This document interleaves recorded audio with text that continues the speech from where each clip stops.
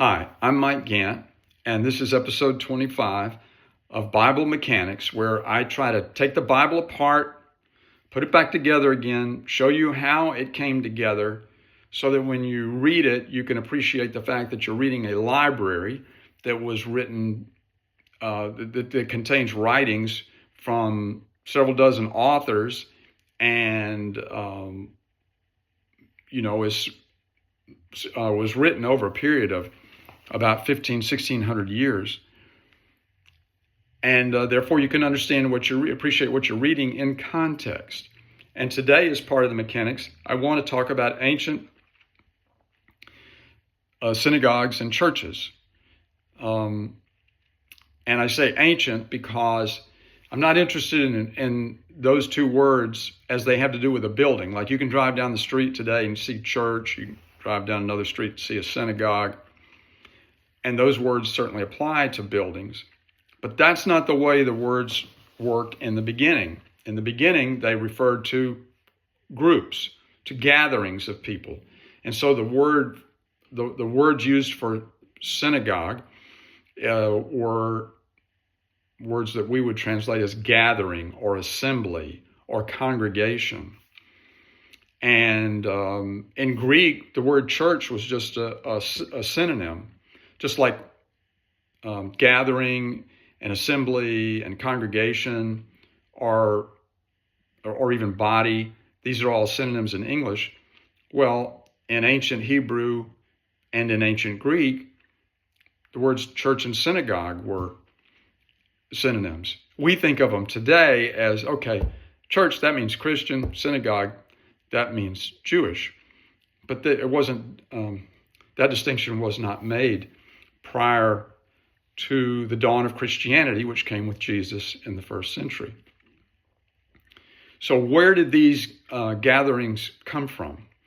Well, they came from the fact that the Jews had been defeated by the Babylonians, led by Nebuchadnezzar in 586 BC.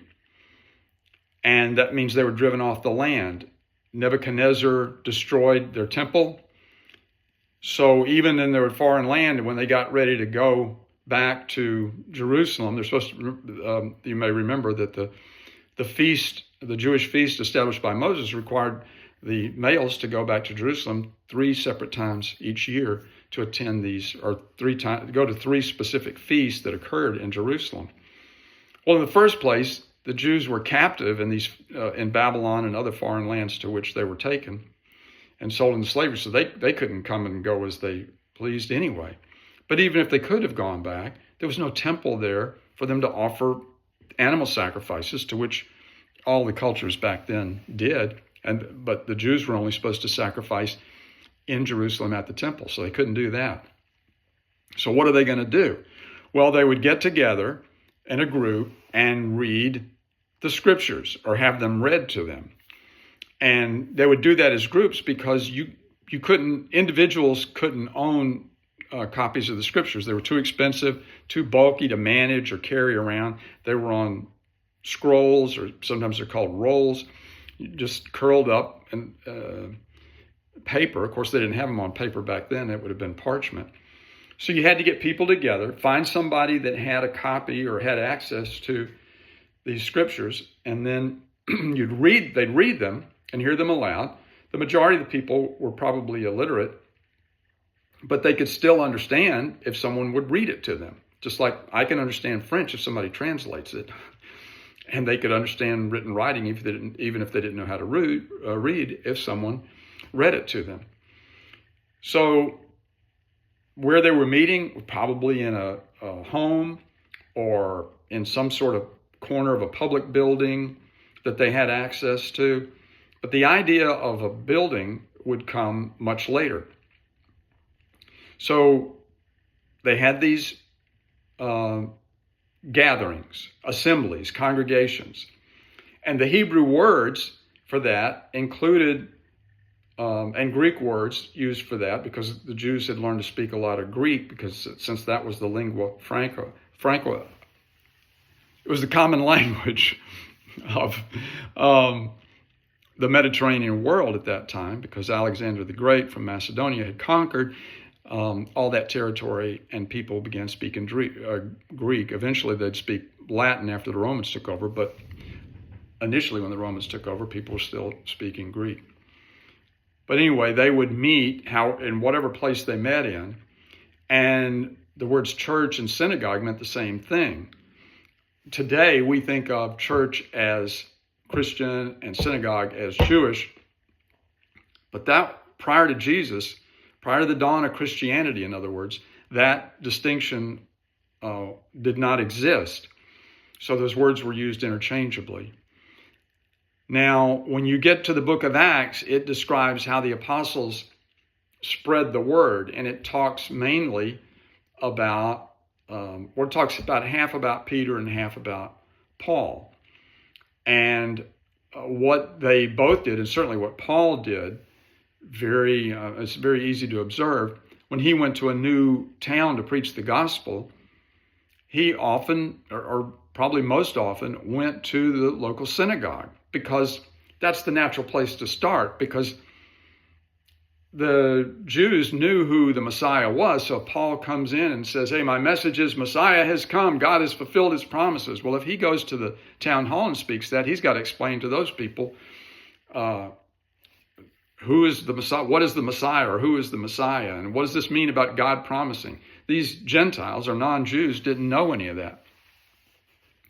So Paul would preach his message, and if a majority of the synagogue members accepted it, then they would give Paul a place to speak, and Paul would stay there. He stayed in Corinth, I think it was 2 or 3 years. He stayed in Ephesus a similar amount of time. And he would teach the people the scriptures, which was just the Old Testament at the time. And they began using the word church too. So if only some of the synagogue members left, then the remaining ones would kick them out, and they'd go down the street and start another synagogue. Only it usually ended up being called church, and that's how this distinction between the synagogue and church came about, synagogue being a Jewish term and church being a Christian term. But I want you to understand that in the beginning, they were for the same purpose. Now, the reason that I'm emphasizing this point in a study of Bible mechanics is that it's really important to understand why there were synagogues and churches.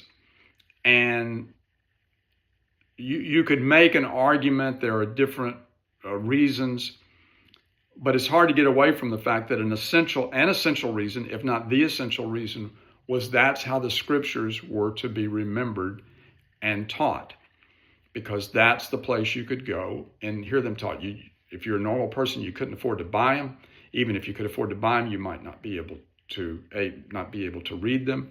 So you went to a gathering to hear them read.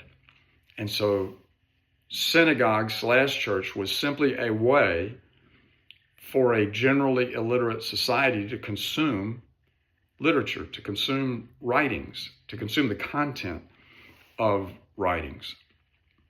Now, there's more to say about them, but I'll save that for next time. But right now, just remember, synagogues and churches essentially meant the same thing. It was a gathering of people, and this Jewish-Christian distinction would only come later. And the purpose of the gathering was to enable everyone, whether they knew how to read or not, be able to know what was in the scriptures, so they could know what God had said, what he'd promised, and what he'd commanded. See you next time.